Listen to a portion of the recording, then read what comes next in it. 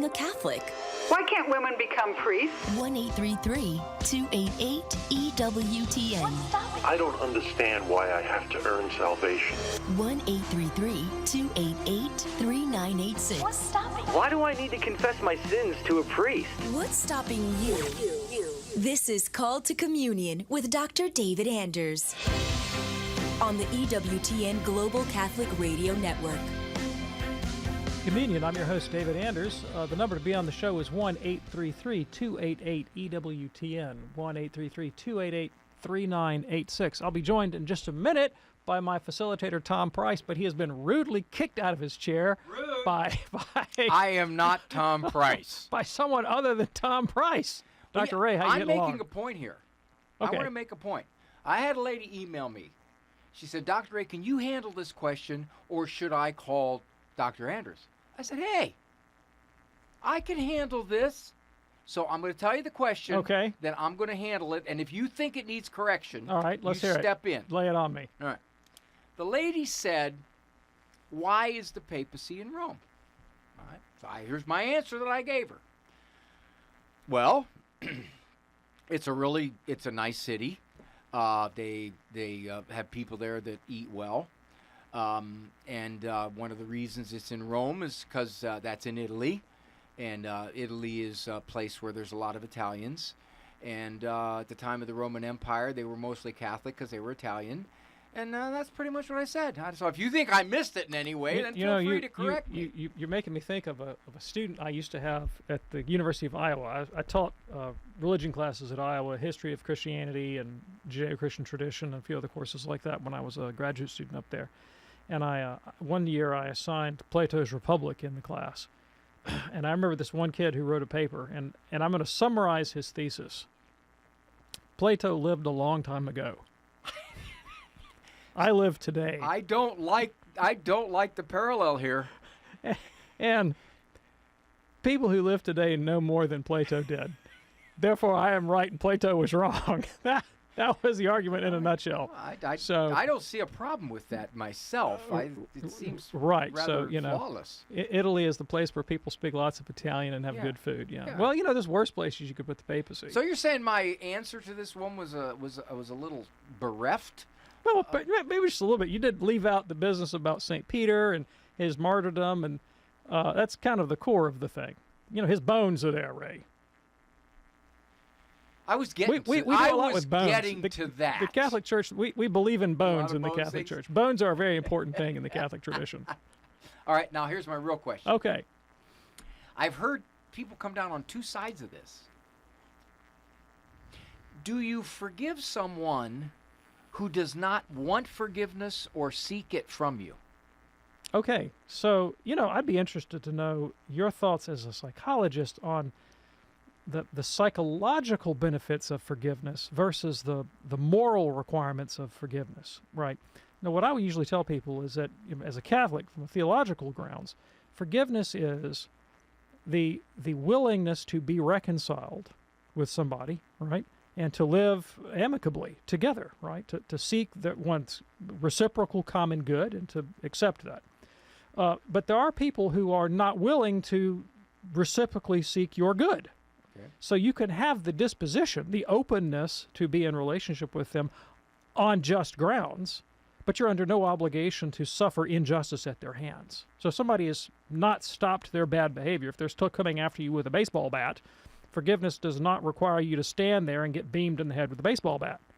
Like, you could be willing to be in relationship with them, but unable to because they're still carrying the bat. But you can forgive in a disposition.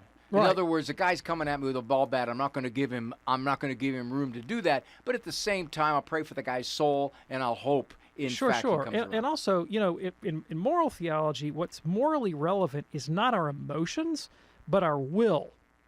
So I can have the will, I can make the determination of my will that I would be willing to reconcile with this person if such thing was possible, while simultaneously continuing to feel very hurt and aggrieved. And so, people will call me up and say, I have all this anger or all this, rage or all this grief or all this sadness. Have I really forgiven? And my view, and I think I'm grounded in the church's teaching here, is the emotional trauma of a relationship is something completely different from that moral relevance of forgiveness. Now, what you do in your business, the psychology, is about how can I help you mitigate the severity of your emotional response? How can I help you live with those emotions or maybe bring them down a little bit?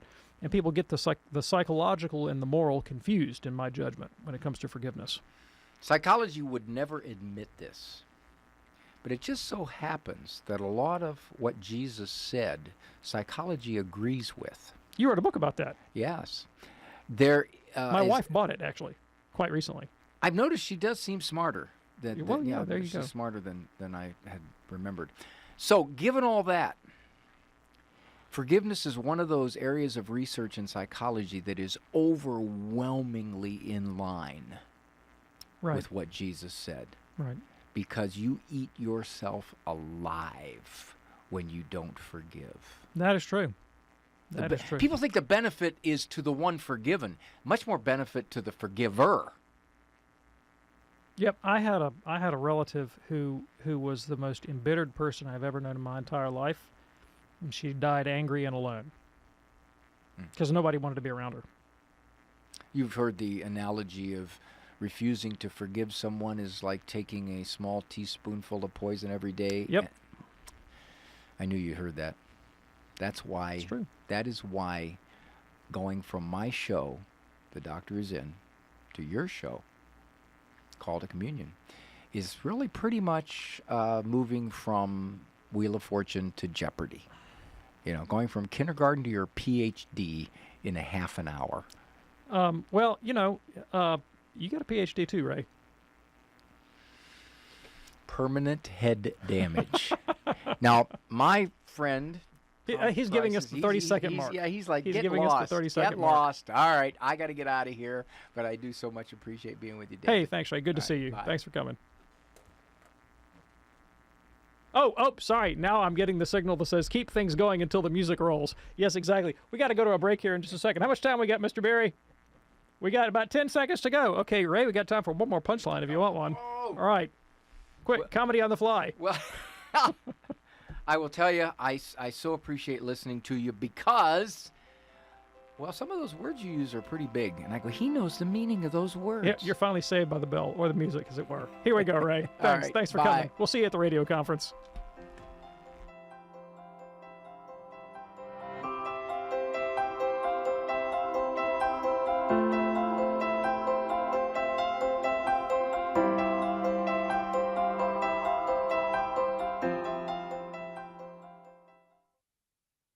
There's nothing like EWTN's National Catholic Register. Revealing, engaging, inspiring. The most comprehensive news of the day from a Catholic perspective, with the moral authority that comes from being faithful to the teachings of the Catholic Church. And in the words of our founder, Monsignor Matthew Smith, a paper that will always be loyal to the Church and has no selfish axe to grind. Because the truth when the Register was founded in 1927 is still the truth today.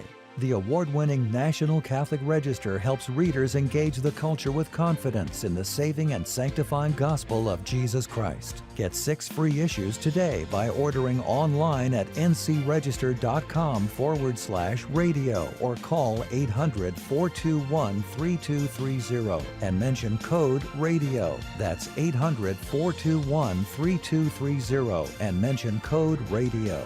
The National Catholic Register. Read faithfully.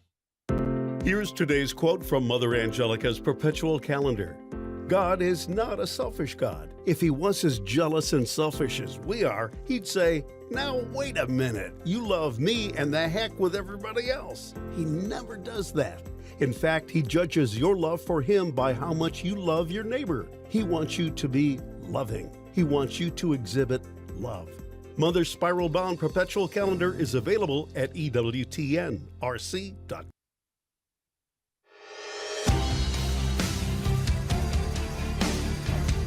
All right. Now we can get things started. Welcome again to Call to Communion here on EWTN. Tom Price here along with Dr. David Anders. What a great way to begin the show. Wasn't that fun? Yeah, I always like it when Ray's in town. You know, he sees a microphone. He feels the need to do about 20 minutes of shtick. So we're lucky we got him out of here when we did. Well, I always like to hear his shtick, so it's good glad stuff. to have Ray around. It's good stuff. Well, I think it was Teddy Roosevelt that said, walk softly and carry a big shtick. There you go. Something like that. Here's our phone number, 833-288-EWTN. If you have a question for Dr. David Anders, 833-288-3986. Got started a little bit late. Let's get right to it. We'll begin today, if you don't mind, with Kevin, a first-time caller in Mendota Heights, Minnesota, listening today on YouTube. Hey, Kevin, what's on your mind today, sir? Hello, what a pleasure to speak with you both. Anyways, I'm calling about some recommendations on how I can have an effective and charitable discussion with about Israel with my evangelical fundamentalist wife and in-laws. Especially in the current events going on there. They definitely come from the dispensationalist tradition. Uh-huh. So I know that the topic comes up, and just want to see how you would best approach it in a charitable fashion. I brought up, the current nation-state of Israel being founded in 1948. That was the United Nations. That wasn't God establishing it on Mount Sinai in the Old Testament. But just any recommendations you have. Yeah, thanks. Well, you've already hit on some of the major topics that I would want to emphasize. There's a common belief among dispensational Protestants that the establishment of the modern state of Israel in 1948 is either the fulfillment or the prelude to the fulfillment of biblical prophecy about the end times, and so they're really invested in what happens over there, and that can be quite dangerous in that since they think they already know the end of the story. My judgment, in my experience of having lived among dispensationalists in the South and in the Bible Belt, is that they don't take a very realistic attitude towards matters of public and international policy, right? If they just assume, well, God's got it all worked out. The good guys are going to win in the end, so we can go to hell in a handbasket. In the meanwhile, you don't have to worry about it. And that's a pretty naive way to go about international diplomacy, and it's insensitive, of course, to all of the intricacies that are involved over there. So there is one sense in which the foundation of Israel in 1948 is deeply related to biblical prophecy, and that's because 19th century premillennialists and dispensationalists who strongly believed that God would establish a Jewish homeland and restore the nation of Israel were very involved in the Zionist movement from an early age. And so Christian support for the foundation of Israel is part of the story about why a state was founded to begin with, right? But that's not evidence of biblical prophecy. It's the evidence of people who believe in a particular interpretation of biblical prophecy having a political impact in the world, right? So that is the one sense in which it's relevant. And when it comes to matters of justice, we shouldn't have to say this to your Christian relatives, but it's probably worth pointing out that there are Christians among the Palestinians. There are Orthodox and Catholic Christians among the Palestinians. Some Protestants too, for that matter, and so they are suffering in this war as they have in previous wars. Mm-hmm. And the way to approach any question of justice is to get down in there and do the dirty research and find out who's done what to whom, and what does equity demand. And look, we all have our political opinions, right? And I have mine, and they're fairly strong on this matter. I'm not going to talk about them on the air. And I definitely think that both sides of the conflict have done things that were objectionable. And I think that nevertheless, I think one party has the moral upper hand, at least in the present circumstances. But that doesn't mean that I should ignore injustices perpetrated by both sides, and those things need to be open for discussion. And you shouldn't reduce the conversation to eschatology or what you think is going to happen at the end of the world, because the fact of the matter is even if you're a dispensational Protestant, your track record has been pretty bad so far. You remember the book 88 Reasons Why the World Was Going to End in 1988? I mean, dispensational Protestantism has predicted the end of the world continually since its founding and set dates, and has always been wrong. And yet here we are. And an enormous personal and social harm has been done in consequence. People emptying their bank accounts and giving money to radio evangelists that have been spouting this kind of thing on the air, beggaring themselves and their families. I mean, there's just been a lot of harm done to the world because of this way of approaching political and social questions. It's not consistent with the church's social vision, which is that we're supposed to be salt and light by actually going out there and working for justice in the concrete warp and woof of human culture. Kevin, is that helpful for you? That is very helpful. So thank you so much. Appreciate your call, and that opens up a line for you right now at 833-288-EWTN. If you have a question for Dr. David Anders, 833-288-3986. Call to communion on this Wednesday afternoon here on EWTN. Rita is listening in Kansas City, a first-time caller, listening on the great Catholic Radio Network. Rita, what's on your mind today? Hi, Dr. Anders. So I wondered why, when God is perfect, Jesus became flesh. So that's in addition to God, and perfection means that nothing needs to be added. It's fully complete. Unlike that Jesuit coon, God does not evolve. So how is it that God took on flesh if he was perfect? And my pastor said that's Gnosticism. And when I looked at Gnosticism, Bishop Barron was saying that has to do with private religion, like we got the inside track to religion. And then it led me to thinking, well, Jesus pulled the apostles aside and gave them inside tracks. And now I think I'm a mess, being demonically attacked by Gnosticism, that Jesus had a private track for people, insider knowledge for people. And okay, hold on. We got several different questions. I need to disentangle them. Okay, one of them has to do with the nature of the incarnation and the timelessness of God, how that interacts with the temporal matter of Christ's human person. All right, I got a little bit lost in the discussion of Gnosticism because that's a completely different can of worms. So let me deal with the incarnational question first, and then I'd like to come back and talk about your Gnosticism business, okay? So let's just do one at a time. So how does the unchanging eternal God interact with the temporal world in the incarnation? Well, so the Catholic doctrine on this is that God, of course, doesn't change. The divine nature doesn't change. And the incarnation doesn't implicate the divine nature in change. It's not a change in God's substance. It is the assumption of a human nature to the divine nature, such that the person Jesus has an unchanging, eternal, omniscient, omnipotent divine nature, and a changing, temporal, passible human nature. So it was possible for the person Jesus to change because he has a human nature, and human nature is passible. It is not impassible. So he could suffer, he could grow, he could die, he could be raised again. All those things are a function of his humanity.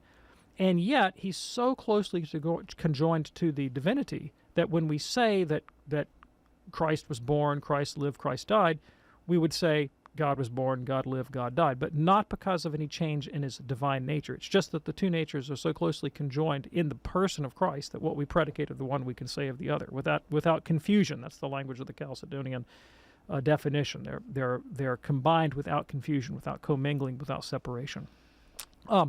Granted, it's difficult to think about how could the eternal and the temporal coincide. The best we can do is to come up with analogies from human experience, and we do find places in our human experience where we don't see God, but we do see other eternal, unchanging forms that interact with temporal matter. And all you have to do is think about geometry as an analogy. So, I mean, like the properties of a triangle don't change. The Pythagorean theorem doesn't change. We find instantiations of those eternal forms all over the place, right, in physical changing matter. Sure. Plato saw that a long time ago. And so the interaction of the eternal and the temporal is something that characterizes our rationality and seems to be the way the world is structured. How that could be applied more directly to the question of the incarnation is a bit of a mystery. Now let's dive into the Gnosticism thing you were raising. So let me give the definition of Gnosticism, and then maybe that'll illumine. If it doesn't, we can come back to you. So Gnosticism is a religious movement that arises in early antiquity, from Second Temple Judaism into the early centuries of the Christian era. It's not unique to Christianity. There are Jewish forms of Gnosticism and secular pagan forms of Gnosticism as well. Gnosticism is basically the world's first and greatest conspiracy theory.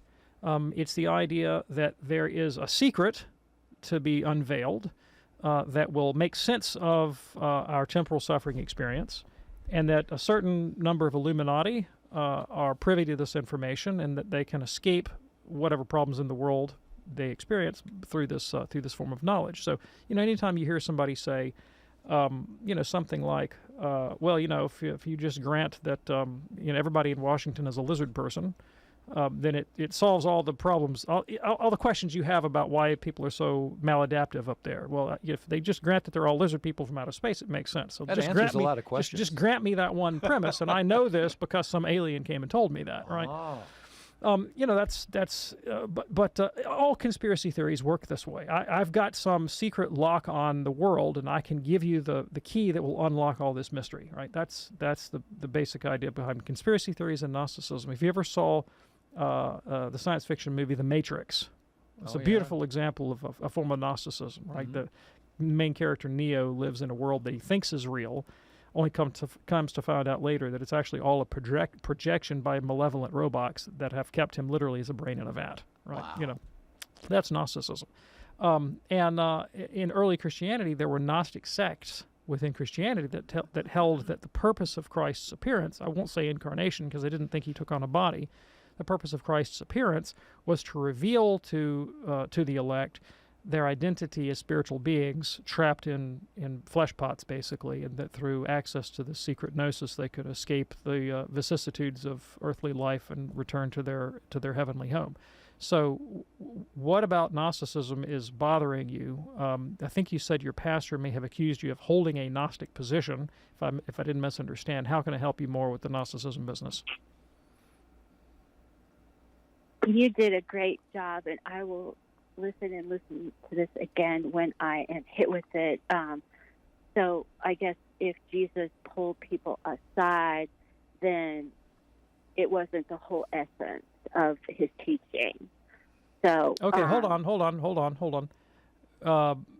So pulling people aside is not the definition of Gnosticism. Right, Gnosticism is a metaphysical claim about the nature of the unseen world to the seen world and the passing on of a secret, and by access to this secret, you unlock the key and you can gain salvation. Now, everybody that has a secret is not a Gnostic. Like, I know what I'm going to get my wife for Christmas. That doesn't make me a Gnostic, right? Christ absolutely had secrets that he unveiled. There's no doubt about that. He says that explicitly. Right, in Matthew chapter 13, when the disciples say, "Why did you teach in parables?" He says, "Well, I teach in parables so that the hoi polloi won't understand, but I reveal to you the secrets of the kingdom of heaven. I unveil to you the mysteries of the kingdom of heaven." He definitely had initiates. He had an in-group and an out-group. Having an in-group and an out-group is not Gnosticism, right? I joined an ill-fated attempt to join a college fraternity. They had an in-group and an out-group. It's not Gnosticism. They weren't claiming to deliver me the keys of the kingdom in the sense of they were going to give me secret knowledge that was going to attain my salvation and explain all of reality. They were just going to let me into their, silly boys drinking club, right? So not every secret is Gnosticism. Not every in-group, out-group is Gnosticism. But those things are often features of Gnosticism. Hope that's helpful for you, Rita. Thank you so much for your call. It's Call to Communion here on EWTN. A couple lines open for you right now at 833-288-EWTN. If you have a question for Dr. David Anders, maybe you'd like to explain what is stopping you from becoming a Catholic, 833-288-3986. Donald is listening in New Jersey on the great Domestic Church Media. Hey there, Donald. What's on your mind today, sir? The screener informed me that someone had asked this question recently, like a week or two ago, but I didn't know that, so he let me on. I was wondering if Jesus raised himself from the dead under his own power or his heavenly Father's power. Yeah, thanks. I appreciate the question. Most of the New Testament passages that speak about the resurrection of Christ say God raised Jesus from the dead. So Romans 8:11, Acts 2:24, they just flat out, God raised Jesus from the dead. There's one passage of Scripture in John chapter 10 when Christ says, "No one takes my life from me. I lay it down of my own accord. I have power to lay it down and power to take it up again." So that's a little bit in contrast. It's kind of a distinction from the rest of the New Testament. Why does John say that? Well, I think because a major theme in John's Gospel is that Jesus is fully God.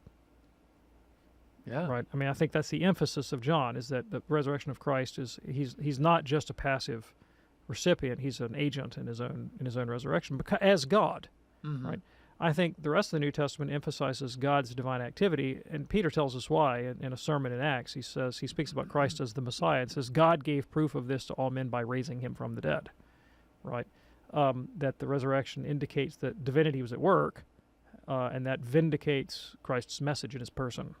Is that helpful for you, Donald? Very helpful, and I thank Doctor and you. Thank you so much. Appreciate your call. It is Called to Communion on this Wednesday afternoon.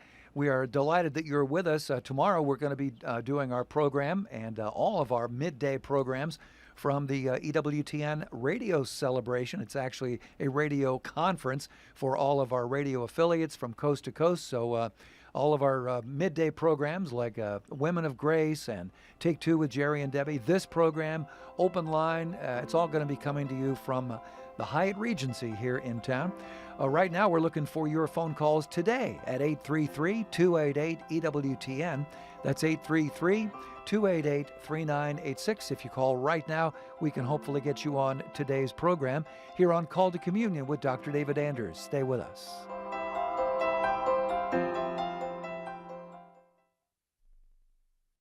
I firmly believe that prayer is communication with God. And if we know that God is a loving Father, why wouldn't we want to talk to God? The reality is we've got to talk to our family, we've got to talk to our friends, and if God is real, and God is definitely real, He wants to hear about our day. He also wants to know how we're doing and what our needs are. Prayer is communication with God. This is Father Brian Milady. Do you have any questions about the Catholic faith? Then join me on Open Line Thursday tomorrow afternoon at 3 Eastern on EWTN Radio. Psalm 1, verse 1 says, "Blessed is the man who does not walk in the counsel of the ungodly, nor stand in the way of sinners, nor sit in the seat of scorners." What does that mean? Don't hang around with bad people? No. According to G.K. Chesterton, it means something much better than that. He says that there are certain people who, because they are really pure, create a good atmosphere around themselves. They are truly children of light, and that light shines on everything they touch. So it's not that hanging around bad people makes us bad. It's that being righteous can help make the people around us righteous too. Spend more time with the Apostle of Common Sense. Visit chesterton.org for more information and go to EWTNRC.com to discover more books and programs written and inspired by G.K. Chesterton. EWTN. Live truth. Live Catholic. How do you handle toxic people and places? Share your thoughts tomorrow on Take Two with Jerry and Debbie on most of these EWTN stations. And now back to Call to Communion with Dr. David Anders.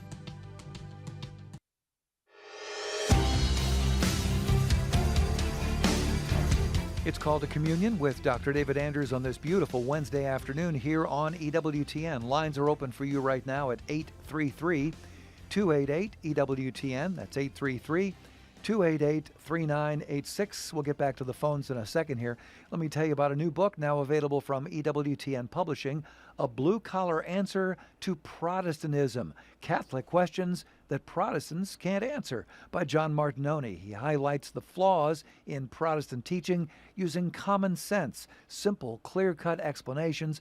John lays out the reasons why Protestantism as a whole and in its individual parts is, as Dr. Spock would say, illogical and lacking in both common sense and biblical sense. Should have been Mr. Spock, not Dr. Spock. That was somebody else. Hey, you'll find concise, candid, power-packed arguments from Scripture, history, and just plain rational thinking, along with 30 questions to ask Protestants about why they believe and what they believe.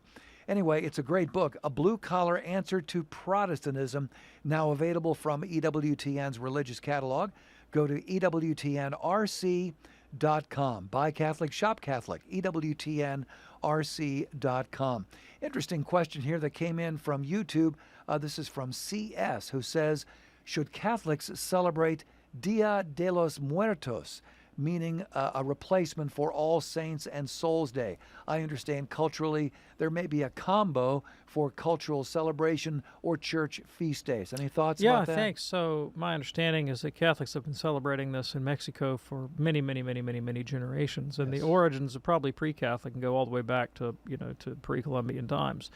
And like a lot of holidays that come into a culture from non-Christian roots or from paganism, there may be elements of celebration that would not be acceptable to a Catholic, but as the Catholic Church always does wherever it goes, it takes things that may have their provenance outside the Church and it baptizes them, and it turns them into things that are, if not explicitly Christian, at least amenable to Christianity. A good example of this, if you travel around in Italy, for example, you're going to find all kinds of churches that are named Santa Maria sopra Minerva. Really? Right? Yes, there's several of those. Right? Okay. And, well, that's St. Mary on top of Minerva. And literally what happened is that that there would be pagan shrines to the goddess Minerva, and Catholics would come by and go, out with Minerva, in with the Blessed Virgin Mary, and they would build a church on top of the location of a pagan temple, right? That's what the church has always done, right? It'll take musical forms, artistic genres, holidays, celebrations, baptize them, and then make them into something Catholic. So that origin of Valentine's Day, this is kind of legendary, so I'm not 100% sure on the details, but there was a Roman festival that was erotic, and young people would get involved and do the things that young people do. Uh-oh. And we had a pope who said, Christian young people ought not to be doing that kind of thing, so we'll keep the date on the calendar, but instead it'll be an opportunity for young people to commemorate their baptismal saint or something like that. You'll take a saint and you'll imitate his virtues for the day, and we'll name it in honor of St. Valentine the Martyr. And so young people said, great, St. Valentine. And then they kept doing the nonsense that they were involved in, hence the bizarre overtones, Sure. And the same thing happened with Dia de los Muertos in Mexico. And today, by and large, as I understand, it's not part of my culture, so I can't speak from personal experience, Mexican Catholics see this as a way of celebrating the Feast of All Saints and All Souls and commemorating the dead and praying for the repose of their souls. And they'll often do things in cemeteries, and Catholics are big on cemeteries. We like to pray in cemeteries and pray the repose of souls, and that's all fine. That's all fine. Now, if there were any superstitious rites that involved, necromancy or trying to channel the spirits of the dead or anything of that sort, that would be disallowed. That's not allowable. But just to have the date on the calendar and to commemorate it with cultural practices is not wrong. C.S., thank you so much for your question via YouTube this afternoon. Call to Communion with Dr. David Anders in progress here. Our phone number, 833-288-EWTN. We have a couple lines open right now, 833-288-3986. Here's a call that came in overnight on the EWTN listener comment line. My name is Jeff, and I'm from Pensacola. Isn't faith a faulty method to use? Accepting things by faith is teaching people to accept things with no evidence, just because a lot of people believe it or some authority says so. So therefore, faith is a faulty method to use. Your odds of it leading you to what is truth is really low. I mean, it could be one in a gazillion. Yeah, thanks. I really appreciate the question. So as it turns out, the Catholic position is that to accept something without evidence would be irrational and immoral.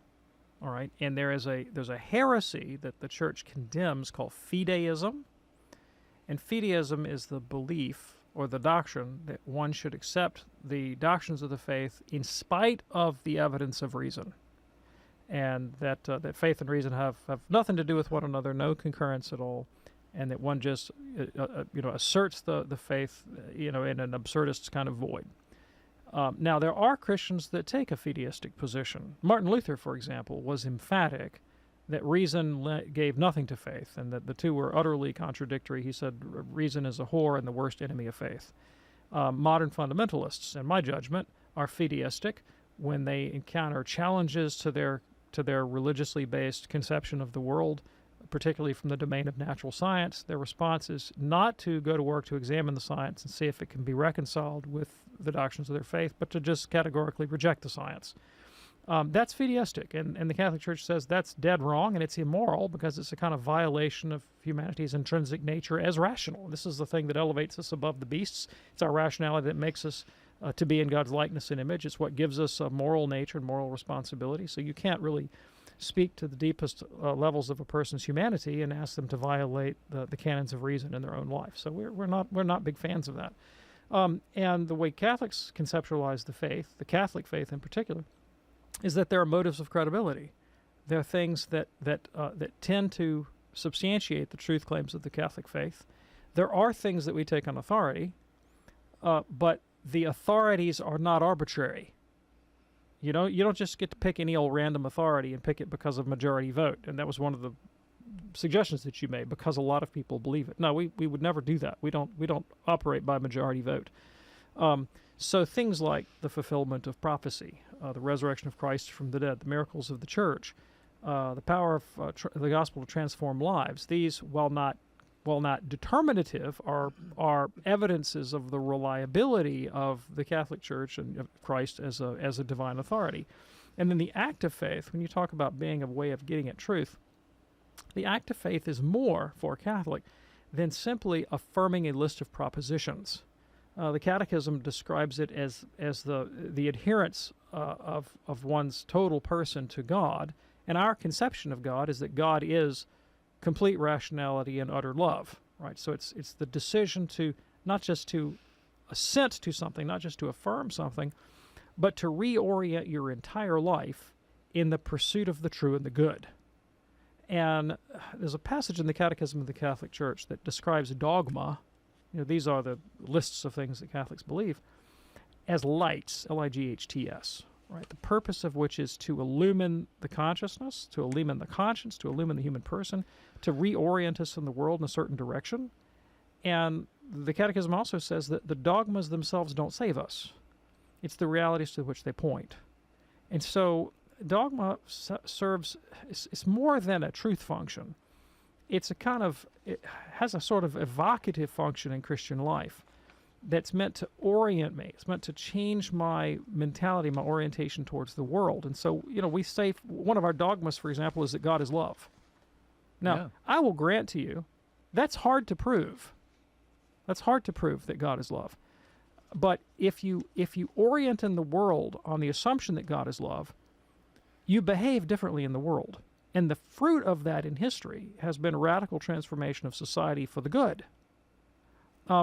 We believe that God is rational. A little bit easier to prove. But if you orient in the world like God is rational, then what you end up with is something like the scientific revolution of the 17th century, which you can directly relate to developments in Catholic theology in the 14th and 15th centuries. Right? It's the belief in a rational, ordered universe governed by a law-giving God that leads directly to the mindset that makes the scientific revolution possible in the 17th century. Thank you so much for your phone call. It is Call to Communion here on EWTN. Still a couple of lines open at 833-288-EWTN. That's 833-288-3986. This weekend, you can join us for Mother Angelica Answering the Call. That wonderful program comes up for you Sunday at 2 p.m. Eastern and 8 p.m. Eastern. This week, Mother discusses, number 1, prayer with a grateful heart. Number 2, life in heaven. And number 3, fascinating, what happens if someone does not follow their vocation?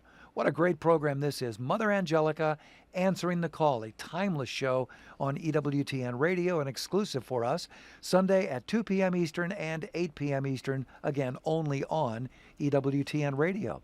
Back to the phones now for Mark in Houston, listening on Sirius XM, Channel 130. Hello, Mark. What's on your mind today, sir? Hey, good afternoon, gentlemen. This is a question for Dr. Anders. One of the things that, having been a Protestant has come back to the church is, as we know, there's some very specific points that Protestants like to attack Catholics with. And I know you've done some debates, and going into a den of lions in a week or so, unfortunately, and I won't argue with people, that's fruitless, because most of them come from a background of being brainwashed at Protestant seminaries and preachers. But my question for you, Dr. Anders, is, and having read Scott Hahn and some other things, is how do they come at you? When you debate with them, what are the 2 or 3 low-hanging or even high-hanging fruit things that they have a tendency to, because I do a lot of public speaking and I like to do a lot of preparation. Sure. Sure. And I really want to, because you're an expert, for lack of a better word, and these are friends of mine, and these are really good people. I mean, really good. Yeah, I got the question. So let me tell you a story. There's a wonderful Catholic family in Birmingham that I know. They're great folks, and they had a neighbor that was a Baptist, and the Baptist was coming over and hammering on them all the time.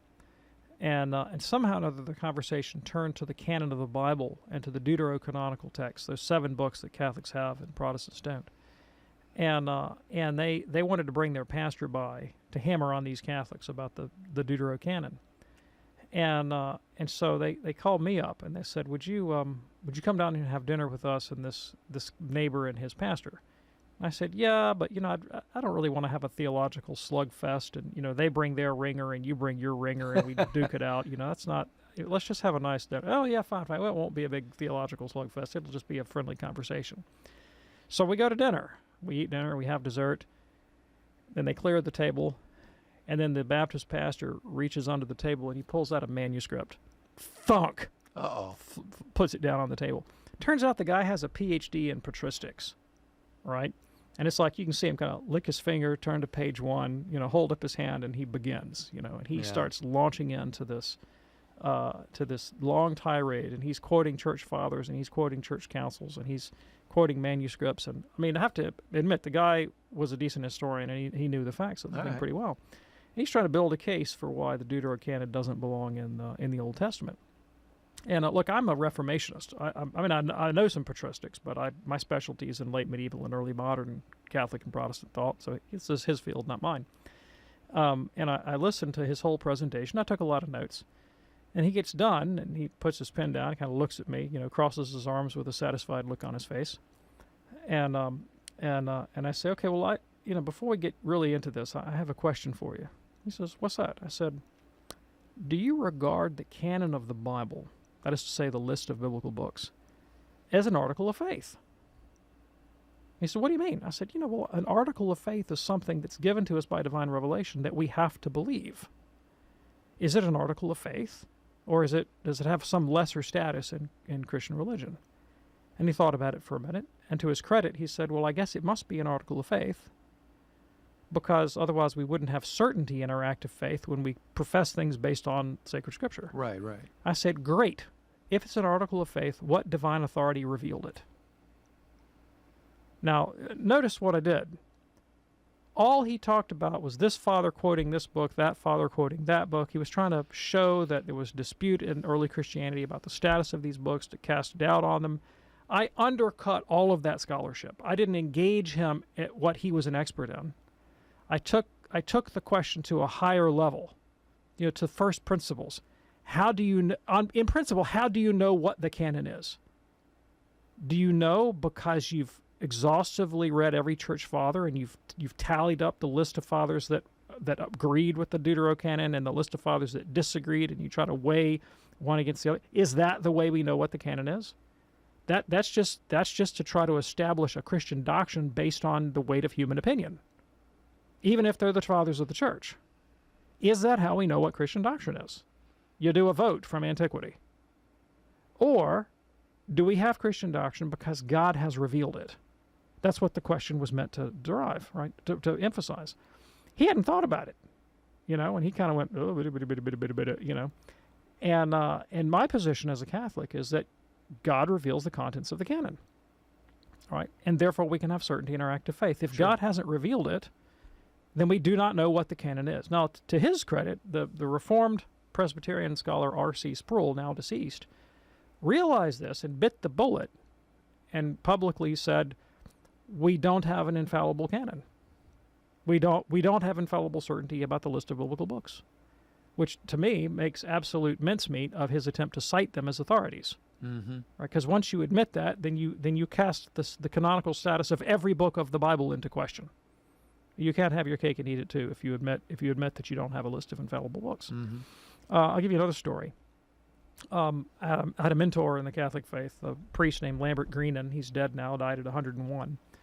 He was an Irish Dominican. He got invited one time to dinner with a Lutheran scholar who was considered at the time to be one of the leading experts in the world on Luther's doctrine of justification. And so he agrees to go to dinner with the guy. Same thing. They go to dinner, push away the dessert. Here comes the guy with his manuscript, opens it up, and he jumps in. And he says, I want to talk about justification. And Lambert, who was a bit cheeky, said, well, would you know something about it then? You know? And this is kind of an insult because the guy's just been introduced to him as one of the world leading experts in justification. And so the guy says, well, I take it as given that as, you're a Catholic, I'm a Protestant, that we both agree that the Bible is the Word of God. And Lambert said, no, I don't agree at all. I totally disagree unless you can prove it to me. First, you prove to me that the Bible is the Word of God. Then we'll talk about what it means. The guy got up and walked away from the table. Couldn't take it. Got up and walked away from the table. Wow. All right. And so my point is that often in dialogue with a Protestant, they will want to argue with you about biblical exegesis. Or, in my case, patristic exegesis. They'll want to get down into texts and talk about what they mean. And that's fine. We can have that conversation. But that's kind of a waste of time in my judgment. Right? The substantive question is, before we can debate the meaning of a text, we need to establish why the text is important and how it's important and how you know. So the only question that Protestants and Catholics should ever discuss, really, if they're going to deal with first principles, is how do you know the content of not biblical revelation? How do you know the content of Christian revelation? How do you know the content of the Christian faith? That is the question. And is it by the Bible alone? And of course, my position on this is that there is zero evidence that God revealed that to be the source of Christian doctrine. That is the assumption of every Protestant.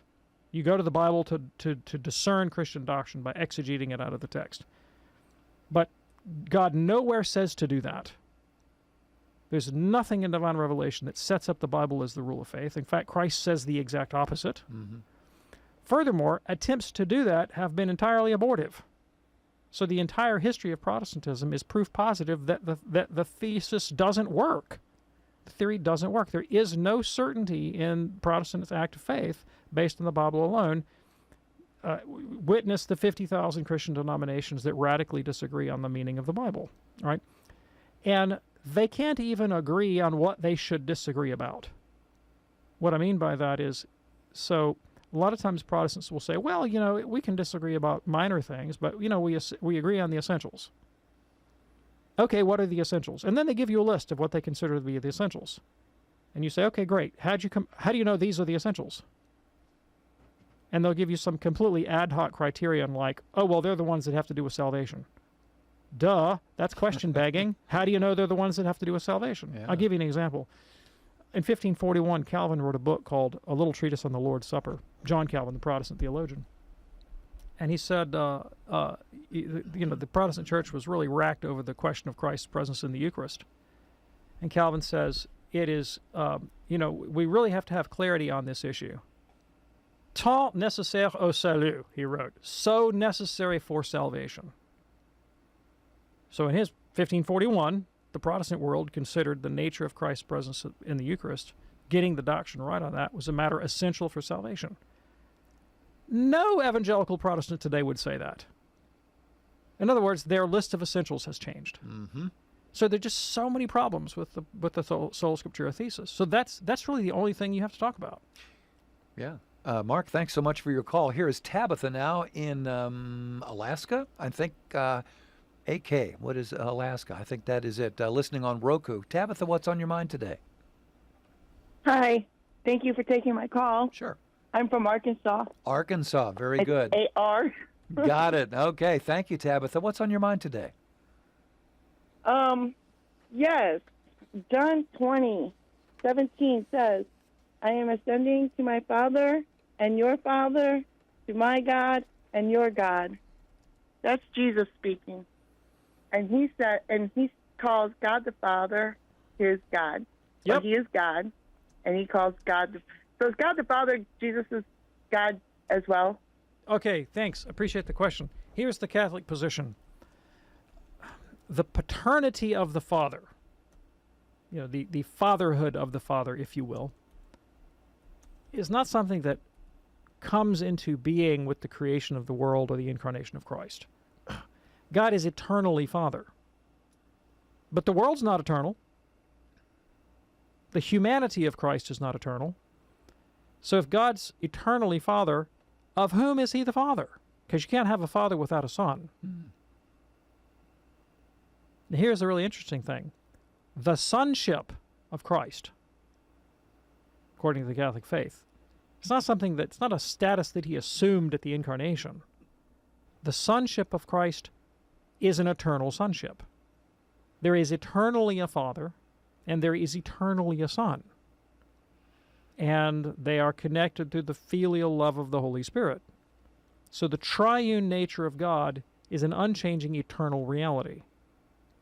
The second person of the Trinity, whom we call the Son, eternally begotten of the Father, we say in the Nicene Creed, assumes a temporal human nature in the incarnation through the birth of Jesus Christ, the conception and birth of Jesus Christ. And so the person Jesus, who is both divine and human, has a relationship to the Father that is both eternal and temporal. So the human person called Jesus was a faithful child of Israel, a son of Abraham, who participated in the rites and ceremonies and religious traditions of the nation of Israel and related to God as a father. As does the divine nature of the incarnate Word, who is eternally related to the Father in this filial paternal relationship. Tabitha, thanks so much for your call. We have just enough time for a call from Mel in Detroit, listening on the great Ave Maria radio. Mel, we just have about a minute and a half. What's on your mind today, sir? Oh, my gosh, a fast thing. Well, about the war in Gaza, politically, it seems like it's not a good idea to take a stand, but what can we as people of faith and religious leaders do to help pray, encourage the peace? Yeah, right. Thank you. Well, obviously, if I had the solution to the Middle East peace process, I wouldn't be on this radio network. I'd be working in diplomacy, the State Department somewhere, right? Yeah. That's way above my pay grade to give you the solution to a problem that the brightest people in the world haven't been able to solve for 70 years, right? But, at the bare minimum, it's really important, in my judgment, that we should not let ideology sway us. And you have to look at the situation with the real human beings. Ideology ignores people, right? It sets up issues into camps and tends to view, one side is 100% right and the other side is absolutely wrong. And we have to remember the human people involved. And that regardless of your ideology and regardless of the culture that you live in and regardless of what the people around you may be doing in that culture, and some of them may be doing idiotic things, there's a real human cost to war, and the church and the world can't forget the human cost of war on both sides, and needs to work to mitigate and minimize the real cost to human beings, to children, to women, to families, to culture, economies, civilizations. War is always the last option. Yeah, that cost is very dear, isn't it? Yep. Wow. Mel, thank you so much for your call. I'm glad we could get you in there at the last moment. Hey, Dr. David Anders, thank you, sir. Thanks, Tom. We do this program Monday through Friday right here on EWTN Radio, 2 p.m. Eastern for the live broadcast, 11 p.m. Eastern for the encore, which is 8 p.m. on the West Coast. Check out the podcast anytime by going to EWTN.com/radio. Look for the word podcast, click that, and you are good to go. Until we meet again, which is hopefully tomorrow from the 2023 Catholic Radio Conference. I'm Tom Price along with Dr. David Anders. We will see you then. Have a great day and God bless.